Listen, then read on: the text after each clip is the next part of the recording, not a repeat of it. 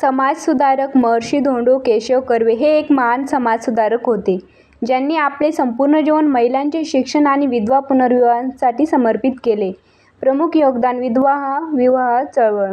कर्वे यांनी विधवांच्या दुर्दशेवर आवाज उठवला आणि त्यांच्या पुनर्विवाहासाठी अथक प्रयत्न केले. 1893 मध्ये त्यांनी विधवा विवाहोत्तेजक मंडळ या संस्थेची स्थापना केली. 1893 मध्ये त्यांनी स्वतः एका विधवेशी गोदूबाई, ज्या पुढे आनंदबाई कर्वे म्हणून ओळखल्या जाऊ लागल्या. महिलांच्या शिक्षणासाठी त्यांनी आपले जीवन समर्पित केले. शिक्षणामुळेच महिला आत्मनिर्भर होतील ही त्यांची धारणा होती. 1896 मध्ये त्यांनी पुण्याजवळच्या हिंगणे येथे अनाथ बालिकाश्रमची स्थापना केली. येथे विधवा आणि अनाथांना आश्रय देऊन शिक्षण दिले जाई. 1907 मध्ये त्यांनी महिला विद्यालयाची स्थापना केली, ज्याचा उद्देश महिलांना उच्च शिक्षण उपलब्ध करून देणे हा होता.